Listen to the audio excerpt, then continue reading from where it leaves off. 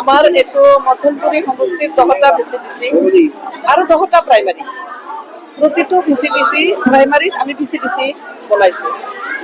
গভৰ্ণমেণ্টৰ নটিফিকেশ্যনত VCDC আৰু দল হিচাপে প্ৰাইমাৰী। এতিয়া আমাৰ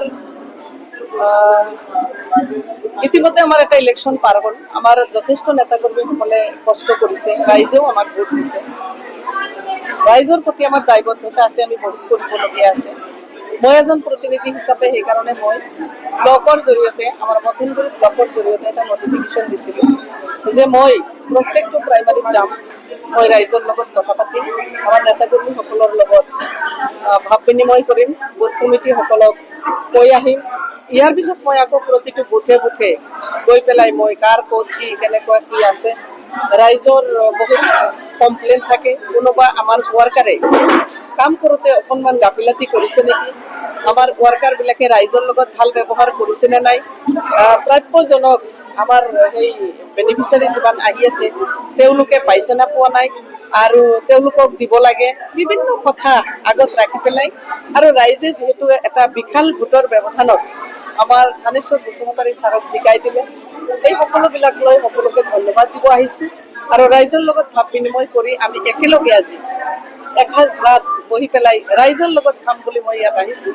আৰু ৰাইজে যাতে আগন্তুক দিনত ভুল নকৰে তাৰ কাৰণেও অনুৰোধ কৰিব আহিছোঁ। কাৰণ আমাৰ গভৰ্ণমেণ্ট BTC অঞ্চলত কমপ্লিট দায়িত্ব BPF প্ৰধান গ্ৰাম মহিলা বিচাৰক আমাৰ চৰণ বড়োক ইতিমধ্যে মিনিষ্ট্ৰী দিছে। হয়, আৰু আপোনালোকৰ দাবী আছে নেকি? নাই, আপোনালোকে ইতিমধ্যে দেখিবলৈ পাইছে আমাৰ অনাৰেবল চিফ ছাৰে কৈছে যে আমাৰ মন্ত্ৰীৰ লগত কথা নাই, BTC উন্নয়নৰ স্বাৰ্থত সকলো জাতি জনগোষ্ঠীৰ কাৰণে আমি ডাবল পেকেজ আমাক আপিল কৰিছে। আৰু সেই হিচাপে চৰণ বড়ো ডাঙৰীয়া যিহেতু কেবিনেটত মন্ত্ৰী আগতেই আছিল, সেই হিচাপে তেওঁক এজ ইট ইজ মন্ত্ৰী হিচাপে দিছে। ধন্যবাদ জ্ঞাপন কৰিছোঁ আপোনালোকৰ চেনেলৰ জৰিয়তে আমাৰ অসমৰ মুখ্যমন্ত্ৰী হিমন্ত বিশ্ব শৰ্মা ছাৰক, NDA আমাৰ ভাৰতৰ প্ৰধানমন্ত্ৰী মহাশয়ক আৰু আমাৰ NDA সকলো কৰ্মকৰ্তাসকলক ধন্যবাদ জ্ঞাপন কৰিছে। মানাহ সমষ্টি হিচাপে যথেষ্ট ৰাস্তা ঘাটৰ অৱস্থা বেয়া আছে। আপোনালোকক একচুৱেলি কি ক'ম আৰু দেখিবলৈ পাব, আপোনালোকে নকৈ পেলাই কাম কৰি ভাল পাওঁ মই, যিহেতু সুধি দিলে। ইতিমধ্যে মই জনামতে 52 কিন্তু যোৱা 3 দিন আগত 42টা ৰাস্তা মই অনাৰেবল চিফ ছাৰে ইতিমধ্যে লিখি দিছে, এইটো ওলাই গ'ল। আৰু 10টা ৰাস্তা আজি হয়তো ওলাই যাব। টোটেল 52-53টা ৰাস্তা ইতিমধ্যে ডাবলে ওলাই দিছোঁ। খুব সোনকালে কাম আৰম্ভ হৈ যাব।